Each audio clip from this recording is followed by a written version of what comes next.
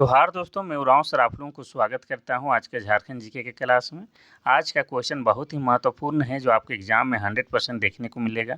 तो समय को न गंवाते हुए चलिए पहला क्वेश्चन शुरू करते हैं।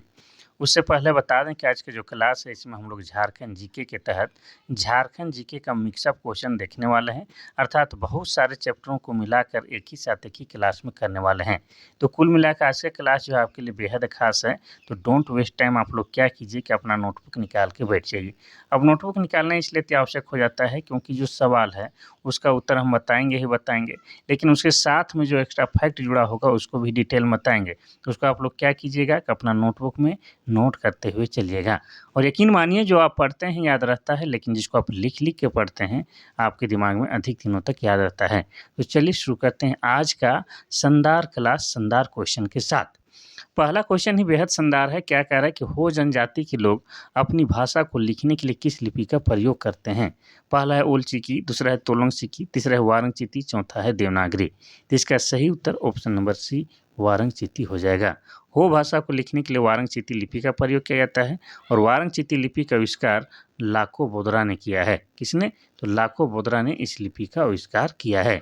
और हो जनजाति की बात करेंगे तो झारखंड की जनसंख्या की दृष्टि से चौथी बड़ी जनजाति है।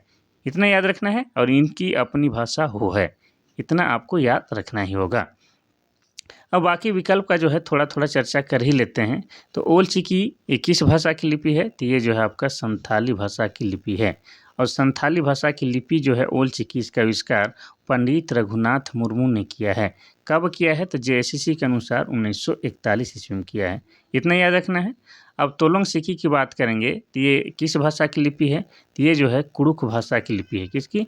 कुड़ुक भाषा की लिपि है और इसका आविष्कार नारायण उरांव ने किया है। इतना याद रखना है। और देवनागरी क्या है? तो ये जो हिंदी भाषा हम लिख रहे हैं ये लिपि क्या है? आपका देवनागरी लिपि है। ये सब जो है आपको ऐसे ही कॉन्सेप्ट के साथ याद करना है।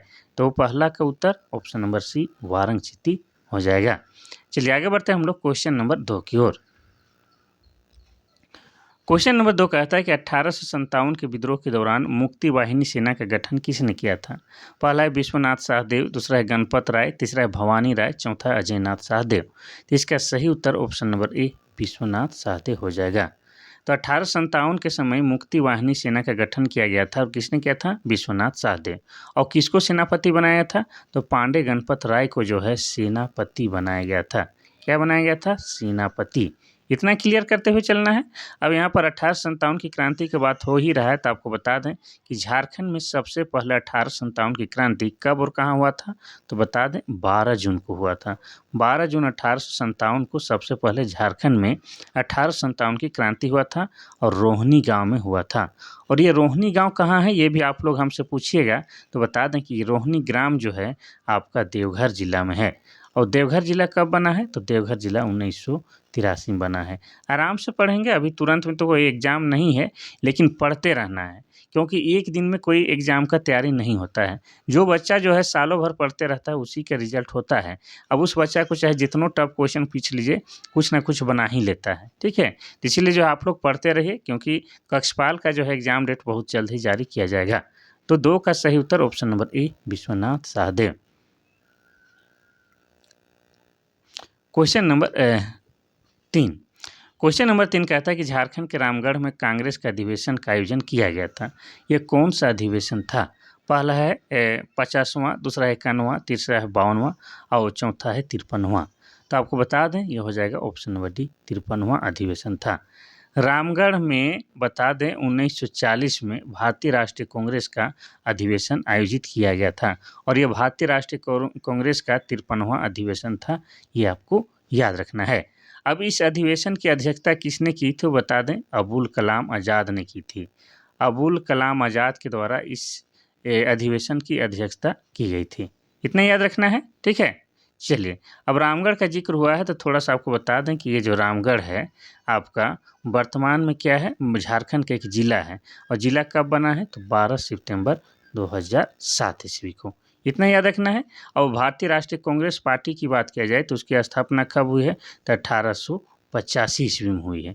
और किसने की है? तो एक अंग्रेज अधिकारी ए.ओ. ह्यूम ने की है, ये भी आपको याद रखना है। और भारतीय राष्ट्रीय कांग्रेस का चुनाव चिन्ह क्या है? पंजा छाप, ये आप लोग ऑलरेडी जानते ही जानते हैं। चलिए आगे बढ़ते हैं हम लोग क्वेश्चन नंबर 4 की ओर। क्वेश्चन नंबर 4 कहता है कि निम्न में से किस विद्रोह को हूल विद्रोह के नाम से जाना जाता है? पहला है टाना भगत आंदोलन, दूसरा है भूमिज विद्रोह, तीसरा है पहाड़िया विद्रोह, चौथा है संथाल विद्रोह। तो इसका सही उत्तर ऑप्शन नंबर डी संथाल विद्रोह हो जाएगा। संथाल विद्रोह को ही हूल विद्रोह कहा जाता है, क्योंकि संथाल विद्रोह के जो विद्रोही थे अपना जोश जुनून जगाए रखने के लिए बीच बीच में हुल हुल का आवाज़ लगाते थे, इसीलिए जो है संथाल विद्रोह को हूल विद्रोह कहा जाता है। वैसे हुल का मतलब क्या होता है? तो हुल का मतलब क्रांति होता है, ये भी आपको याद रखना है। अब मोस्ट इम्पोर्टेंट हम लोग ये जानने का कोशिश करते हैं कि जो संथाल विद्रोह हुआ कब था? तो संथाल विद्रोह हुआ था आपका 30 जून 1855 को शुरू हुआ था। इसीलिए जो है प्रत्येक साल झारखंड में 30 जून को झारखंड में हूल दिवस मनाया जाता है, और इस दिन जो है सरकारी अवकाश की भी व्यवस्था रहती है। इतना याद रखना है, क्योंकि 30 जून 1855 को भोगनाडीह से संथाल विद्रोह की शुरुआत की गई थी। और एक बात हम लोग को जानना है कि ये जो संथाल विद्रोह हुआ था इसके नेतृत्वकर्ता कौन कौन थे? तो संथाल विद्रोह के नेतृत्वकर्ता 6 भाई बहन थे, सिधू, कान्हू, चांद भैरव और इनकी 2 सगी बहन फूलो झानो। इतना याद रखना है। बाकी विकल्प का भी चर्चा कर लेते हैं। तो टाना भगत आंदोलन 1914 में हुआ था, और इसके नेतृत्वकर्ता का नाम था जतरा भगत। क्या नाम था? जतरा भगत। इतना याद रखना है। भूमिज विद्रोह की बात करेंगे तो ये हुआ था आपका 1832-33 में, ठीक है। और भूमिज विद्रोह का नेतृत्व गंगा नारायण सिंह ने किया था, इसीलिए जो है भूमिज विद्रोह को क्या कहा जाता है? तो गंगा नारायण का हंगामा भी कहा जाता है। क्वेश्चन नंबर 5 कहता है कि झारखंड आंदोलन का जनक किसे माना जाता है? पहला है बिरसा मुंडा, दूसरा है जयपाल सिंह, तीसरा है शिबू सोरेन, चौथा है जे बार्थोलोमन। तो इसका सही उत्तर ऑप्शन नंबर डी जे बार्थोलोमन को झारखंड आंदोलन का जनक कहा जाता है। बिरसा मुंडा का जन्म कब हुआ था? तो इनका जन्म हुआ था 15 नवंबर 1875 ईस्वी को हुआ था। केवल जन्म डेट अभी बताते हैं। जयपाल सिंह मुंडा का जन्म कब हुआ था? तो 3 जनवरी 1903 ईस्वी को हुआ था। और शिबू सोरेन का जन्म कब हुआ था? तो 11 जनवरी 1944 को हुआ था। ये सब आपको याद रखना है। चलिए आगे बढ़ते हैं हम लोग क्वेश्चन नंबर 6 की ओर। क्वेश्चन नंबर 6 कहता है कि झारखंड पार्टी की स्थापना कब की गई थी? पहला 1970, दूसरा 1950, तीसरा 1973, चौथा 1986। तो इसका सही उत्तर ऑप्शन नंबर बी हो जाएगा। 1950 में झारखंड पार्टी की स्थापना जयपाल सिंह मुंडा के द्वारा किया गया था, ये आपको याद रखना है। और ये जो झारखंड पार्टी है इसका चुनाव चिन्ह क्या था? तो इसका चुनाव चिन्ह मुर्गा था, ये भी आपको याद रखना है। और 1952 में जब बिहार में आम चुनाव होता है उसमें यह बढ़िया जो है अच्छा सीट ला के जो है क्या किया था? विपक्ष की भूमिका निभाया था। किसने? झारखंड पार्टी ने। इतना आपको याद रखना है, ठीक है। चलिए बाकी ईस्वी सन का भी हम लोग थोड़ा सा चर्चा कर लेते हैं। तो 1970 में शिबू सोरेन के द्वारा सोनोत संथाल समाज की स्थापना की गई थी। सोनोत संथाल समाज की स्थापना की गई थी। 1973 में शिबू सोरेन और विनोद बिहारी महतो के द्वारा जेएमएम यानी कि झारखंड मुक्ति मोर्चा की स्थापना की गई थी। और 1986 में सूर्य सिंह बेसरा की अध्यक्षता में किसकी स्थापना की गई थी? तो आजसू पार्टी की स्थापना की गई थी, ये भी आपको याद रखना है। चलिए आगे बढ़ते हैं हम लोग क्वेश्चन नंबर 7 की ओर। क्वेश्चन नंबर 7 कहता है कि उरांव जनजाति के नृत्य स्थल को क्या कहा जाता है? पहला है सरना, दूसरा है शासन, तीसरा है अखाड़ा, चौथा है दोन। तो इसका सही उत्तर हो जाएगा ऑप्शन नंबर सी अखाड़ा हो जाएगा। ये उरांव जनजाति जो है झारखंड की जनसंख्या की दृष्टि से दूसरी सबसे बड़ी जनजाति है। और इनकी भाषा क्या है? तो इनकी भाषा कुड़ुक है। और कुड़ुक भाषा को जो है लिखने के लिए तोलोंग सिकी लिपि का प्रयोग किया जाता है। कौन सा? तोलोंग सिकी लिपि का प्रयोग किया जाता है। और तोलोंग सिकी लिपि का आविष्कार नारायण उरांव के द्वारा किया गया है। और ये जो कुड़ुक भाषा है ये आपका द्रविड़ भाषा परिवार के अंतर्गत आता है। और कुड़ुक का मतलब हो जाता है मानव या मनुष्य, ये भी आपको याद रखना है। उरांव जनजाति के सर्व प्रमुख देवता की बात करेंगे तो क्या है? तो धर्मेश है। और धर्मेश जो है भगवान सूर्य का प्रतीक माना जाता है। इसके अलावा उरांव जनजाति के जो सर्व प्रमुख पर्व है कौन सा है? सरहुल है। लेकिन ये लोग सरहुल को सरहुल नहीं बल्कि खद्दी के नाम से जानते हैं, ये भी आपको याद रखना है। और उरांव जनजाति में जो युवागिरी होता है उसे क्या कहा जाता है? तो उसे धूमकुड़िया कहा जाता है, धूमकुड़िया। ये सब आपको जो है याद रखना है। तो 7 का सही उत्तर ऑप्शन नंबर सी हो जाएगा, अखाड़ा हो जाएगा। ये नृत्य स्थल तो होता ही होता है, इसके अलावा यह सभा स्थल भी होता है। यहाँ जो भी बड़ा-बड़ा बैठकी करना हो या नृत्य संगीत का आयोजन करना हो, तो ये सब कहाँ होता है? तो आपका अखाड़ा में ही होता है। और अखाड़ा संभवतः जो है गाँव के बीच में होता है। ये घर-उर है तो बीच में आपका जो है अखाड़ा बना होता है गाँव के बीच में, ताकि सभी घर से या सभी लोग जो है अखाड़ा तक आसानी से पहुँच सके। इतना याद रखना है, ठीक है? चलिए आगे बढ़ते हैं हम लोग क्वेश्चन नंबर 8 की ओर। क्वेश्चन नंबर 8 कह रहा है कि मुंडा जनजाति की प्रशासनिक व्यवस्था में खूंट का क्या अर्थ होता है? पहला है खेत का हिस्सा, दूसरा है परिवार, तीसरा है परिवार का मुखिया, चौथा है बंधक भूमि। तो इसका सही उत्तर हो जाएगा आपका ऑप्शन नंबर बी, परिवार होता है। खूंट का मतलब क्या होता है? तो खूंट का मतलब परिवार होता है, ठीक है? यह कहा जा सकता है कि उस समय की प्रशासनिक व्यवस्था खूंट कटीदार व्यवस्था थी और इस व्यवस्था में खूंट अपने जंगल और जमीन का मालिक होता था। ये भी आपको याद रखना है। अब मुंडा जनजाति का जिक्र हुआ है तो आपको बता दें, मुंडा जनजाति झारखंड की जनसंख्या की दृष्टि से तीसरी सबसे बड़ी जनजाति है और इनकी भाषा क्या है? तो इनकी भाषा मुंडारी है। और मुंडारी भाषा जो है आपका ऑस्ट्रो एशियाटिक भाषा परिवार के अंतर्गत आती है, ये भी आपको याद रखना है। अब बता दें कि मुंडा जनजाति के जो प्रमुख देवता है उसे क्या कहा जाता है? उसे सिंगबोंगा कहा जाता है और सिंगबोंगा जो है भगवान सूर्य का ही प्रतीक है, ये आपको याद रखना है। अब मुंडा जनजाति का जो युवागिरी होता है उसे क्या कहा जाता है? उसे गीती ओड़ा के नाम से जाना जाता है। अब मुंडा जनजाति के लोग सरहुल को किस नाम से पुकारते हैं? तो मुंडा जनजाति के लोग सरहुल को बा पर्व कहते हैं। क्या बोलते हैं? बा पर्व कहते हैं, ये भी आपको याद रखना है। तो मुंडा जनजाति की प्रशासनिक व्यवस्था में खूंट का अर्थ क्या हो जाता है? परिवार हो जाता है। आगे बढ़ते हैं हम लोग क्वेश्चन नंबर 9 की ओर। क्वेश्चन नंबर 9 कहता है कि लोहार जनजाति का मुख्य पेशा क्या है? पहला है कृषि, दूसरा है पशुपालन, तीसरा है लोहा का औजार बनाना, चौथा है मजदूरी। तो इसका सही उत्तर हो जाएगा ऑप्शन नंबर सी, लोहे का औजार बनाना या लोहा गलाना लोहार जनजाति का मुख्य पेशा है। इसके अलावा आपको बता दें कि झारखंड में जो आदिम जनजाति है असुर, तो असुर जनजाति का भी पारंपरिक पेशा क्या है? तो लोहा गलाना या लोहा का औजार बनाना। देखिए पारंपरिक पेशा मतलब हो जाता है जो पहले से चलता आ रहा है वैसा पेशा। इसके अलावा भी ये लोग दूसरा काम करते हैं, लेकिन पारंपरिक पेशा क्या है? तो लोहे का औजार बनाना, ऑप्शन नंबर सी सही हो जाएगा। क्वेश्चन नंबर 10 कहता है कि भूमिज जनजाति में सबसे प्रचलित विवाह कौन सा है? पहला आयोजित विवाह, दूसरा है हरण विवाह, तीसरा है हठ विवाह, चौथा है रक्षा विवाह। तो इसका सही उत्तर ऑप्शन नंबर ई हो जाएगा, आयोजित विवाह।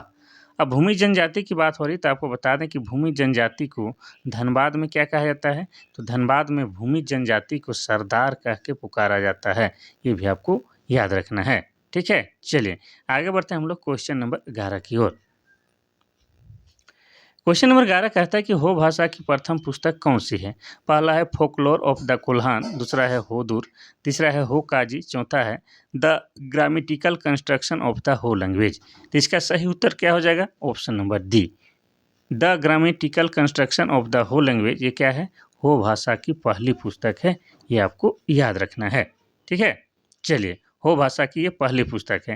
अगर बात किया जाए कि इसका प्रकाशन कब हुआ था, तो इसका प्रकाशन 1840 ईस्वी में हुआ था, ये भी आपको याद रखना है। चलिए आगे बढ़ते हैं। उससे पहले आपको एक बार रिकॉल करा देते हैं कि हो भाषा का लिपि कौन सा है? तो वारंग चिती है, जिसका आविष्कार किसने किया है? तो लाको बोधरा ने किया है। क्वेश्चन नंबर 12 कहता है कि संथाली भाषा की प्रथम पुस्तक का प्रकाशन किस वर्ष हुआ था? पहला है 1772, दूसरा है 1852, तीसरा है 1942, चौथा है 1777। तो इसका सही उत्तर हो जाएगा आपका ऑप्शन नंबर बी, 1852। संथाली भाषा का जो पहला पुस्तक है उसका प्रकाशन 1852 में हुआ था। लेकिन आपको बता दें कि संथाली भाषा का जो है प्रथम पुस्तक कौन है, ये भी तो मायने रखता है। तो प्रथम पुस्तक का नाम है an introduction to the Santhal language. क्या? An introduction to the Santhal language, ये पहला पुस्तक है। और इसको किसने लिखा था? तो इसको लिखने वाले व्यक्ति का नाम है जे फिलिप्स। जे फिलिप्स के द्वारा यह किताब लिखा गया था और प्रकाशन 1852 में हुआ था। इतना याद रखना है, ठीक है? अब संथाली भाषा को लिखने के लिए ओल चिकी लिपि का प्रयोग किया जाता है और ओल चिकी लिपि का आविष्कार रघुनाथ मुर्मू के द्वारा 1941 में किया गया था। क्वेश्चन नंबर 13 कहता है कि झारखंड के किस जिले का क्षेत्रफल सबसे कम है? पहला कोडरमा, दूसरा लोहरदगा, तीसरा पाकुड़, चौथा है रामगढ़। तो इसका सही उत्तर ऑप्शन नंबर डी रामगढ़ हो जाएगा।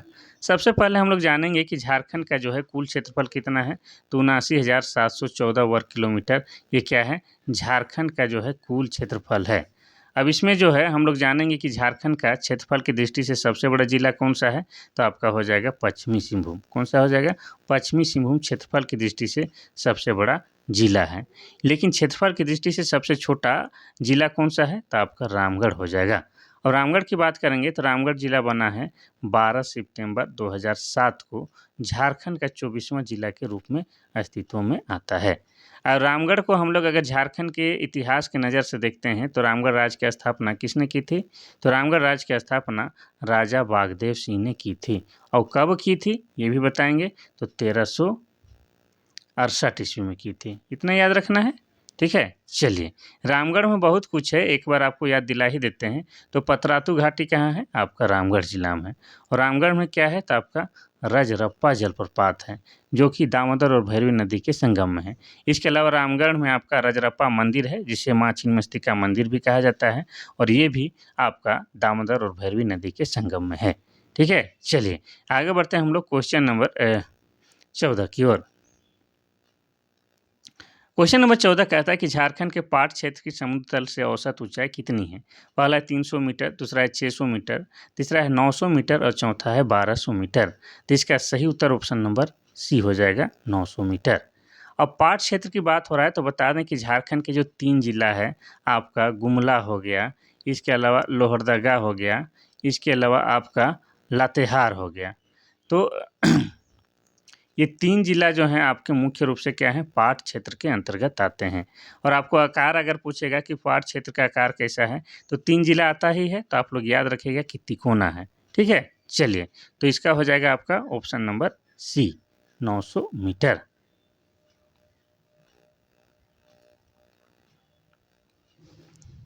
क्वेश्चन नंबर 15 कहता है कि निम्न में से किस नदी का अपवाह क्षेत्र झारखंड में सबसे अधिक है?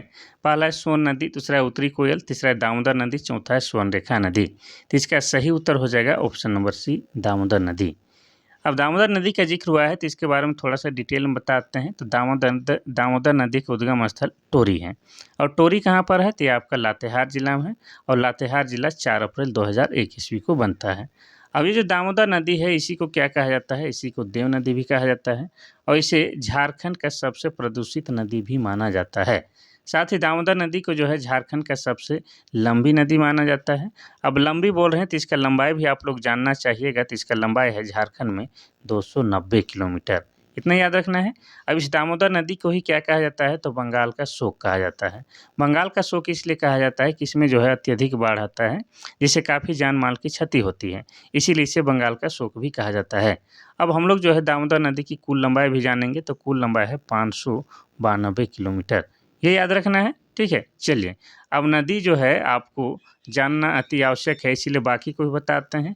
तो सोन नदी का उद्गम स्थल एमपी से होता है। एमपी बोले तो मध्य प्रदेश, और मध्य प्रदेश में भी आपको बता दें तो अमरकंटक की पहाड़ी से इसका उद्गम स्थल होता है। अब सोन नदी तो मध्य प्रदेश में निकलता है, लेकिन ये आके बाद में जो है झारखंड में प्रवेश करता है, और झारखंड में गढ़वा जिला से होकर ये प्रवेश करता है, ये भी आपको याद रखना है। और उत्तरी कोयल नदी की बात करेंगे तो इसका उद्गम स्थल रांची के पिस्का गांव से होता है। कहाँ से, तो रांची के पिस्का गांव से होता है। और इसकी सहायक नदी कौन कौन सा है, तो एक हो जाएगा आपका औरंगा नदी, दूसरा हो जाएगा आपका अमानत नदी, और तीसरा हो जाएगा आपका बूढ़ा नदी।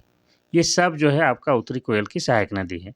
और इसी बूढ़ा नदी पर जो है आपका लोध जलप्रपात बना हुआ है, जो कि झारखंड का सबसे ऊंचा जलप्रपात है, और लातेहार जिला में। क्योंकि बूढ़ा नदी पर है, इसीलिए उसको बूढ़ा घाट के नाम से भी जाना जाता है। और ये जो आपका जो उत्तरी कोयल नदी है, ये सोन नदी की सहायक नदी है, ये भी आपको याद रखना है। अब स्वर्णरेखा नदी की बात करेंगे तो इसके बारे में तो आप सभी ऑलरेडी जानते ही हैं कि स्वर्णरेखा नदी का उद्गम स्थल रांची के नगरी गांव से होता है, और जहां से निकलता है उसको रानी चुआ कहते हैं। क्या कहते हैं, रानी चुआ। चुआ मतलब होता है कुआं का छोटा रूप, क्लियर है। और झारखंड की एकमात्र नदी जो है स्वर्णरेखा, जो स्वतंत्र रूप से जाके बंगाल के खाड़ी में गिरती है, या आप इसको दूसरे भाषा में कह सकते हैं कि स्वतंत्र रूप से समुद्र में मिलने वाली झारखंड की एकमात्र नदी स्वर्णरेखा नदी है। अब इसकी सहायक नदी है आपका संजय है। कौन कौन सा है? संजय है, इसके अलावा राढ़ू है, इसके अलावा कांची है, इसके अलावा खरकई है, हरमू है, ये सब के सब जो है आपका स्वर्णरेखा नदी की सहायक नदी है। अब स्वर्णरेखा नदी पर क्या-क्या है? तो स्वर्णरेखा नदी पर आपका हुंडरू जलप्रपात है, जो कि आपका रांची जिला में है, और ये जलप्रपात झारखंड का लोह जलप्रपात के बाद दूसरा प्रमुख जलप्रपात है। इसके अलावा स्वर्णरेखा नदी पर पालना डैम है, जो कि आपका सरायकेला जिला में है। इसके अलावा स्वर्णरेखा नदी पर आपका क्या है? चांडिल डैम है, जो कि आपका सरायकेला जिला में है। इसके अलावा स्वर्णरेखा और खरकई नदी के संगम में झारखंड का औद्योगिक शहर जमशेदपुर शहर बसा हुआ है, ये भी आपको याद रखना है। चलिए, तो 15 का तो सही उत्तर आपका है ऑप्शन नंबर सी, दामोदर नदी। आगे बढ़ते हैं हम लोग क्वेश्चन नंबर 16 की ओर। क्वेश्चन नंबर 16 कहता है कि झारखंड में शीत वर्षा प्रकार की जलवायु संबंधी विशेषताएं किस क्षेत्र में पाई जाती है? पहला है संथाल परगना क्षेत्र, दूसरा है उत्तर पूर्वी क्षेत्र, तीसरा है पाट क्षेत्र, चौथा है उत्तर पश्चिमी क्षेत्र। तो इसका सही उत्तर क्या हो जाएगा? तो इसका सही उत्तर आप लोग ही बताइए कि हम ही बताएंगे? अच्छा, हम ही बताते हैं। ऑप्शन नंबर सी हो जाएगा, पाट क्षेत्र में। ठीक है, तो शीत वर्षा प्रकार की जलवायु संबंधी विशेषताएं जो है आपके पाट क्षेत्र में पाई जाती है। और पाट क्षेत्र झारखंड में हम बताए थे, गुमला, लोहरदगा और लातेहार, ये 3 जिला जो है आपका पाट क्षेत्र के अंतर्गत आते हैं। तो ऑप्शन नंबर सी आपका बिल्कुल सही हो जाएगा। क्वेश्चन नंबर 17 कहता है कि झारखंड के किस जिला में प्रतिशत और क्षेत्रफल की दृष्टि से सबसे कम वन पाया जाता है? पहला है जामताड़ा, दूसरा कोडरमा, तीसरा पाकुड़, चौथा है देवघर। तो इसका सही उत्तर ऑप्शन नंबर ए, जामताड़ा हो जाएगा। तो जामताड़ा जो है क्षेत्रफल की दृष्टि से भी और प्रतिशत की दृष्टि से भी क्या है? सबसे कम वन वाला जिला है। अब जामताड़ा की बात करेंगे तो ये जिला बना है 2001 ईस्वी में, और जामताड़ा जिला को जो है क्या कहा जाता है? सांपों का शहर। क्या कहा जाता है? सांपों का शहर कहा जाता है। और जामताड़ा जिला जो है वर्तमान समय में साइबर क्राइम के लिए जो है पूरे विश्व में, झारखंड भारत ही नहीं पूरे विश्व में कुख्यात है। ये सब आपको याद रखना है। और जामताड़ा जिला की बात आया है तो बता दें कि जामताड़ा जिला के जो है, तो जामताड़ा विधानसभा क्षेत्र से इरफान अंसारी आते हैं। कौन आते हैं? इरफान अंसारी, जो कि झारखंड के स्वास्थ्य मंत्री हैं और कांग्रेस पार्टी से हैं। इतना याद रखना है।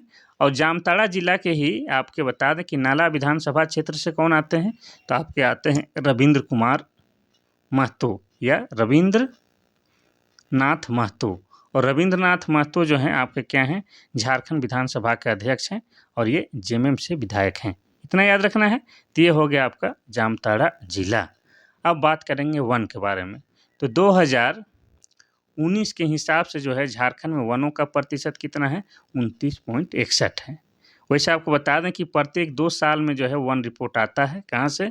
तो उत्तराखंड की राजधानी देहरादून से। तो उसके बाद जो है 19 के बाद क्या हो जाएगा? 2021 के हिसाब से जो है झारखंड में वनों का प्रतिशत कितना है? तो 29.76 है। इतना याद रखना है।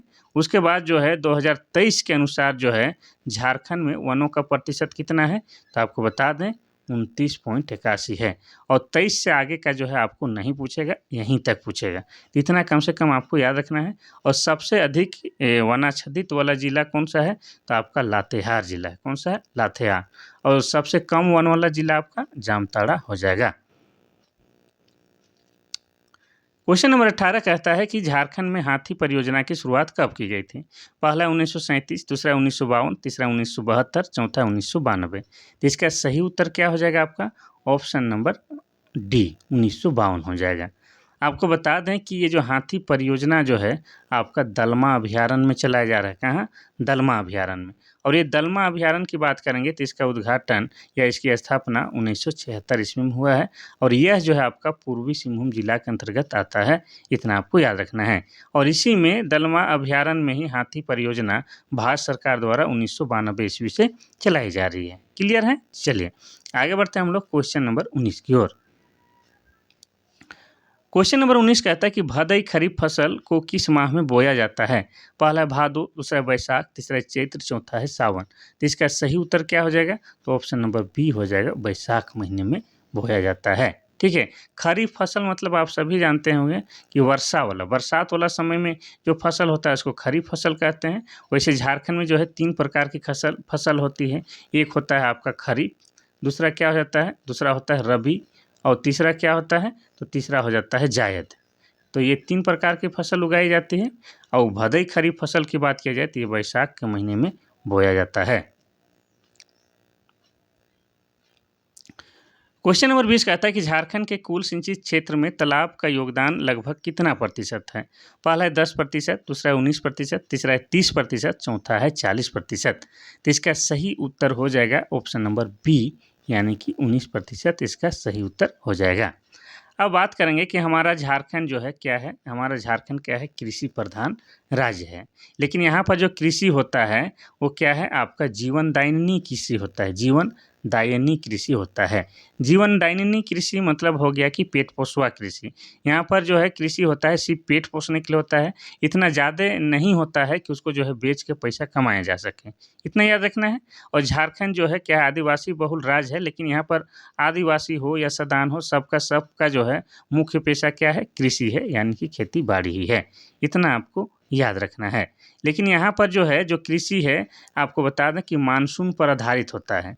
मानसून ठीक रहा तो कृषि ठीक होगा, मानसून खराब रहा तो कृषि भी खराब हो जाता है। ठीक है, सिंचाई का जो है कोई व्यवस्था यहाँ पर नहीं है। अगर बात किया जाए कि झारखंड में सबसे अधिक सिंचाई के लिए किस संसाधन का प्रयोग किया जाता है, तो हो जाएगा आपका कुआं। ठीक है, कुआं से सबसे अधिक सिंचाई होता है। इसमें भी अगर जिला पूछ दिया जाए तो सबसे अधिक जो है गुमला जिला में कुआं का प्रयोग किया जाता है। इसके अलावा तालाब का प्रयोग किस जिला में किया जाता है, तो तालाब का प्रयोग जो है आपका देवघर जिला में किया जाता है। और नलकूप का प्रयोग झारखंड में सबसे अधिक किस जिला में किया जाता है, तो नलकूप का प्रयोग सबसे अधिक झारखंड में लोहरदगा जिला में किया जाता है। और नहर का प्रयोग सबसे अधिक झारखंड के किस जिला में किया जाता है, तो पश्चिमी सिंहभूम जिला में सबसे अधिक नहर का प्रयोग किया जाता है, ये भी याद रखिएगा। तो 20 का जो है सही उत्तर ऑप्शन नंबर बी 19 हो जाएगा।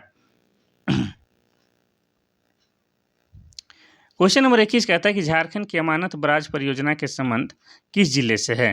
पहला है लातेहार, दूसरा है पलामू, तीसरा है गढ़वा, चौथा है रांची। तो इसका सही उत्तर क्या हो जाएगा, तो इसका सही उत्तर ऑप्शन नंबर बी हो जाएगा, पलामू जिला। क्या हो जाएगा, पलामू जिला इसका सही उत्तर हो जाएगा। ठीक है, तो जैसे नाम है इसका अमानत बराज परियोजना, तो ये किस नदी पर है, तो ये आपका अमानत नदी पर है।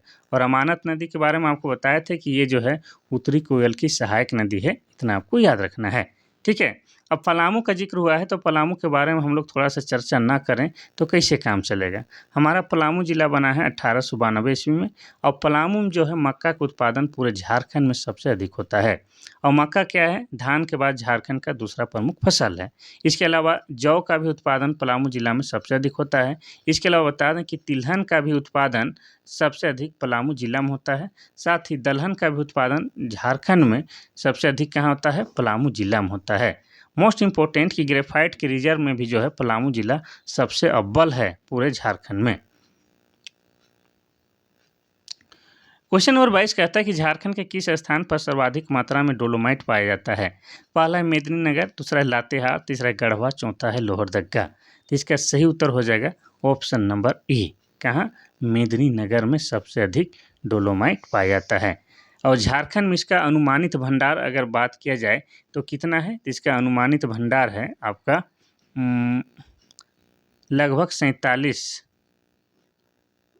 47.2 लाख टन जो है इसका अनुमानित भंडार है झारखंड में। अब मेदिनीनगर की बात आ रहा है तो आपको बता दें कि मेदिनीनगर जो है पलामू प्रमंडल का मुख्यालय है। क्या है, पलामू प्रमंडल का मुख्यालय है। और मेदिनीनगर का पुराना नाम क्या है, तो पुराना नाम है डाल्टनगंज, ये याद रखना है। अब मेदिनीनगर जो नाम रखा गया है चेरो वंश के प्रतापी राजा मेदिनी राय के नाम पर रखा गया है, ये भी आपको याद रखना है। तो ऑप्शन नंबर ए जो है आपका सही हो जाएगा। क्या हो जाएगा, सही हो जाएगा। चलिए आगे बढ़ते हैं हम लोग क्वेश्चन नंबर 23 की ओर। क्वेश्चन नंबर 23 कहता है कि भारी इंजीनियरिंग उद्योग की स्थापना कब हुई है। पहला है 1938, दूसरा है 1958, तीसरा है 1964 और चौथा है 1970। तो इसका सही उत्तर ऑप्शन नंबर बी 1958 हो जाएगा। भारी इंजीनियरिंग उद्योग मतलब ये HSC की बात हो रहा है, हेवी इंजीनियरिंग कारपोरेशन की बात हो रहा है, जिसको कारखानों का कारखाना भी कहा जाता है। और ये कहाँ पर है? तो ये रांची जिला में है। रांची में भी कहाँ? तो रांची के हटिया में स्थित है। ठीक है, इसकी स्थापना 1958 ईस्वी में हुआ है और इसी को जो है हमारे प्रथम प्रधानमंत्री जवाहरलाल नेहरू के द्वारा कहा गया था कि ये जो है उद्योगों का मंदिर है। ठीक है, क्या है? कारखानों का मंदिर है, ये आपको याद रखना है। और किस देश की सहायता से ये स्थापित किया गया है? तो रूस और चेकोस्लोवाकिया देश की सहायता से इसकी स्थापना की गई है। इतना याद रखना है। अब बाकी अगर डेट की बात करेंगे तो 1938 में क्या हुआ है? तो मुरी में जो है एल्युमिनियम का कारखाना लगाया गया है। किसका? एल्युमिनियम का कारखाना लगाया गया है। और 1964 में जो है बोकारो इस्पात संयंत्र की स्थापना की गई है। किसकी? बोकारो इस्पात संयंत्र की। और 1907 में जो है जमशेदपुर में टिस्को कंपनी की स्थापना की गई है जमशेदजी नसरुवानजी टाटा के द्वारा। क्वेश्चन नंबर 24 कहता है कि झारखंड में कुल कितनी बार राष्ट्रपति शासन लागू हो चुकी है? पहला है 2 बार, दूसरी है 3 बार, तीसरा है 4 बार, चौथा है 5 बार। तो इसका सही उत्तर हो जाएगा ऑप्शन नंबर बी, 3 बार। आप सभी जानते हैं कि झारखंड जब से बना है तब से लेके अभी तक झारखंड में 3 बार राष्ट्रपति शासन लागू हो चुका है। और किसी भी राज्य में जो है राष्ट्रपति शासन लागू अनुच्छेद 356 के तहत लगाया जाता है। इतना याद रखना है। अब झारखंड में 3 बार राष्ट्रपति शासन लागू हुआ है तो कब कब हुआ है? एक बार हुआ है 2009 में, दूसरी बार 2010 में लागू हुआ है और तीसरी बार 2013 में लागू हुआ है। ये आपको याद रखना है। चलिए आगे बढ़ते हैं हम लोग क्वेश्चन नंबर 25 की ओर। क्वेश्चन नंबर 25 कहता है कि झारखंड के प्रथम कार्यवाहक राज्यपाल कौन थे? पहला है विनोद चंद्र पांडे, दूसरा है वेद प्रकाश महतो, तीसरा है प्रभात कुमार, चौथा है संतोष गंगवार। तो इसका सही उत्तर ऑप्शन नंबर ए हो जाएगा। विनोद चंद्र पांडे झारखंड के प्रथम कार्यवाहक राज्यपाल थे और इनका कार्यकाल क्या था? तो इनका कार्यकाल था 4 फरवरी 2002। ठीक है, 4 फरवरी 2002 से लेकर 14 जुलाई 2002 तक इनका कार्यकाल था। ठीक है, बिल्कुल कम समय के लिए थे। कौन? आपके विनोद चंद्र पांडे। लेकिन आपसे ये भी पूछता है कि झारखंड के जो है प्रथम राज्यपाल का नाम क्या है? तो प्रभात कुमार ये झारखंड के प्रथम राज्यपाल हैं।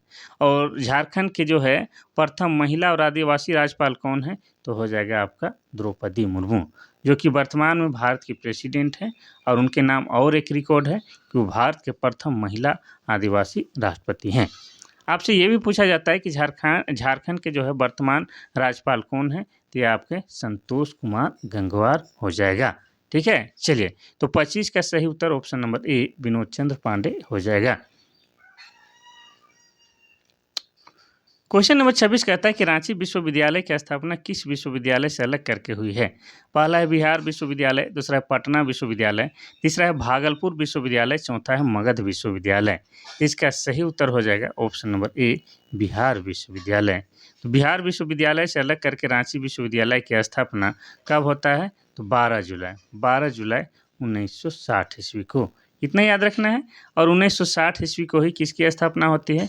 तो रिम्स की। रिम्स मतलब Rajendra institute of medical science, जो कि झारखंड का सबसे बड़ा सरकारी अस्पताल है, जो कि रांची के बरियातू क्षेत्र में स्थित है।